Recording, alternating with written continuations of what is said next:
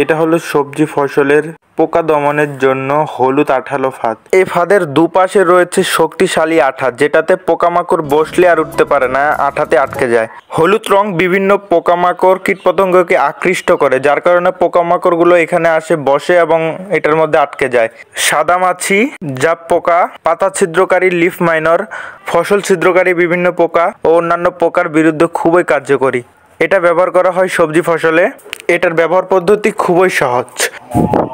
দুই সাইড থেকে স্টিকার দুইটিকে তুলে দিতে হবে এবং মাচার সাথে দড়ি দিয়ে বা যে কোনো কিছু দিয়ে ঝুলিয়ে দিলেই হবে। এটা বৃষ্টির পানিতে দীর্ঘদিন এবং কুয়াশার সময় দীর্ঘদিন কার্যকর থাকে। এটা বিভিন্ন কোয়ালিটি হয় আর এটা বিভিন্ন সাইজ হয়। এটা হলো একটা স্ট্যান্ডার্ড সাইজ, বড় সাইজের। একটা মাচার জন্য একটা হলেই যথেষ্ট। আর এটার মাধ্যমে খুব সহজেই পোকাগুলোকে চিহ্নিত করা যায়। এই ফাঁদটা আমরা স্থাপন করেছি 2-1 মিনিট হলো। ও এখনই আমরা দেখতেছি কিছু পোকা এসে বসে পড়েছে। এই যা কি আছে দেখ। ফাঁদ স্থাপনের সাথে সাথে আপনারা দেখতে পাচ্ছেন অনেক পোকা এখানে কিন্তু উড়তেছে।